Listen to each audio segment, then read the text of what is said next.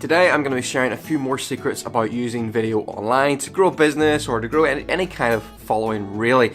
This video follows on from the previous video, which was all about storytelling.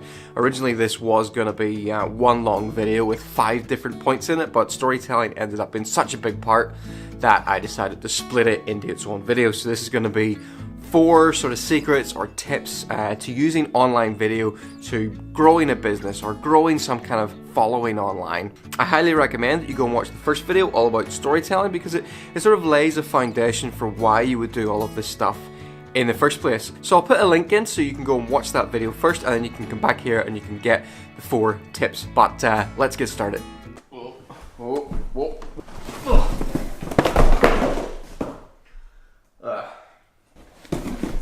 This is going badly.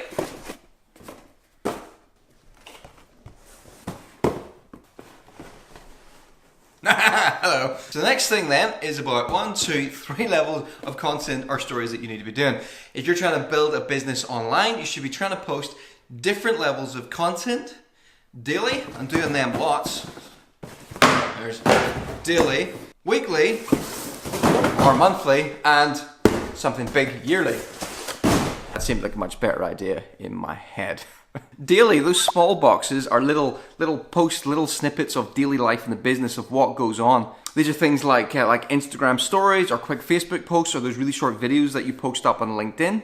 They just give people a little insight into the business and create that familiarity, that connection. It's a simple fact that we're more likely to buy from people we trust people we know, and we think we know people when we get a little bit of an insight into their lives. So that's why it's important to do this regularly, maintain that relationship. Perhaps then weekly or a couple of times a month, you do those slightly bigger boxes. You do pieces of content that are maybe longer, they're better produced, they're more useful. That could be things like product reviews or business tips, clients' testimonials, frequently asked questions. Then maybe once a year create showpiece videos that manages to capture the essence of what your video is about, what it represents, what it offers.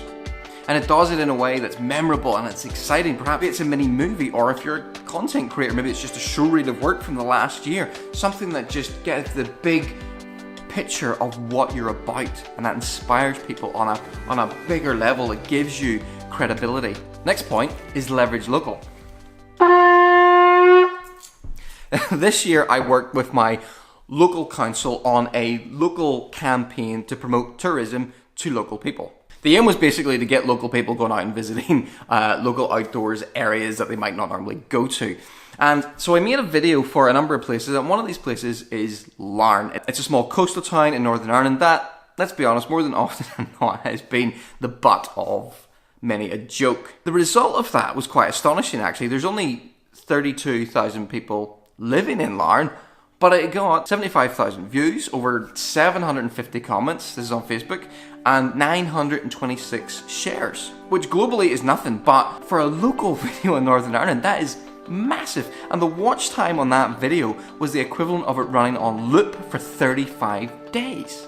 So how did it do so well? Well, I think it was local pride, because people from Larne are not used to hearing other people say that it's a place worth visiting, or that it's beautiful places to go to or things to do. Generally, we maybe have a bad attitude about moaning about where we're from. But it's amazing, you can see that flip. When you show someone's hometown to be better than they thought, there's a sense of pride they didn't even know exist rises to the surface. We talk about how loyalty to the high street in your local area is dead with online, but it's still there. We just need to learn how to wake it up. And I think one of the ways to do that with video, if you are trying to grow a business in a local area, is to have a local angle in your content. Feature local people, show other local businesses, talk about your history, the history of your area, the history of your family in the area, help to create a sense of local pride, and more people will buy into it and start to support local. That's my theory. So my next point, which will help with that daily content, is how to not feel like a complete twit when you're videoing yourself. So let's just get something out of the way at the start. Anyone standing doing this in public looks like a twit. Anyone standing doing this feels like a twit. I feel like a twit when I'm standing talking to myself on the phone. But you do eventually start to feel like less of a twit, a smaller twit. But the reason it's so weird is because standing talking to a camera when there isn't a human being behind it, is such an alien experience for us. We're used to having conversations where when we talk to somebody, we get these visual body language cues come back. When we say something, they smile, they nod, and that keeps the conversation flowing. So when you're doing that just on your own to a blank, faceless screen or lens, you don't have those cues, so it feels really embarrassing and awkward. And what tends to happen is people's personalities don't come over in a way that actually reflects them in real life. They often come over as really dull and flat and miserable. I've just got 5 tips for how to help with that. The first one is practice and start simple. Use your mobile phone. Keep the videos really, really short. I tried to do YouTube a couple of years ago. I made these really elaborate videos all about filmmaking, and when I watched them back, I actually bored myself so much when I went to edit them that I gave up. I can't believe how boring I am. And it took me ages to get back into it. I started again with Instagram stories, which were really, really short snippets, and eventually I got more comfortable with it and more confident doing it. So just start small and do short things. Number 2, if you really can't cope with the idea of having your face on camera, just point at whatever you're looking at and maybe stick your hand in it and actually point. You don't necessarily have to have your face in it straight away. You can still share little snippets of your daily life and your work with other people. It is preferable that your face is in it because that's going to create a stronger connection. But if you can't do that, showing what you're looking at, well, that's better than nothing. Point 3, if you're saying that you're excited by something, actually look like it. Don't be all, oh, we're really excited today to be getting in a new range of products in our shop. Hope you'll come in and have a look at them. You need to actually sound like you believe it. We are so excited. We've just got this new delivery of these new products. We just can't wait to put them out. Anybody wants to come and have a look, just come down to the shop and I'll be absolutely delighted to give you a demo. That's much more convincing. Number 4, think about what you're going to say before you say it. People tend to be too long-winded. Probably guilty of that.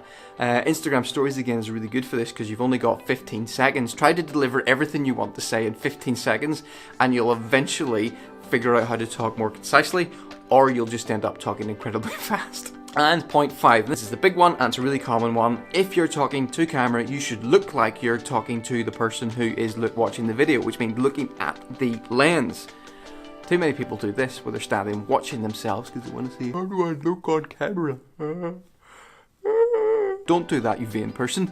Look at the person you're talking to.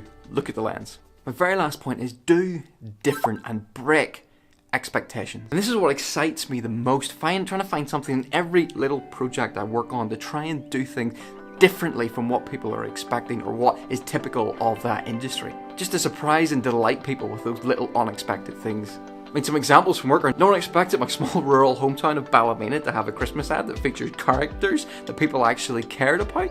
No one expected it was going to make them feel proud to be from Ballymena, and more than a few grown men did not expect it would make them cry, but it did. It was viewed worldwide and locally seemed to boost morale in the town. There was a real buzz. No one expected a refrigeration installation company that I worked with to produce a spoof heist movie instead of a straight-laced corporate promo, but they did, and they got global recognition and awards for it. No one expected a video to make a coastal industrial town, which a lot of people insult all the time, to look like a tourist destination. But the video did. Even the residents didn't expect it, and that video ended up getting shared nearly 1,000 times, which for a local video was just incredible, and it was because breaking that expectation suddenly brought local pride to life and people shared it. The videos that I've had the most success with, or that I'm most proud of in my business, Crafters Media, are more often than not the ones where we've done something unexpected. You know, like sticking a zombie on a bike. Sometimes these things have been very deliberately planned. We've gone and looked, we've seen what other people are doing, and then we do the opposite, and other times it just happens. So the videos then that stand out, that do things differently, that buck the trend, are the ones that get noticed, and so do the businesses who are behind them. Those are my 4 tips for successful online videos, or those are my 5 tips for successful online videos if you went and watched the first one all about storytelling. If you haven't watched it, why not go back and watch that video. If you like this video, please hit like, please subscribe to get more videos, and then next week I'm going to be doing something which is completely different, which will be me going for a run around the beautiful Glenara forest and just showing it off.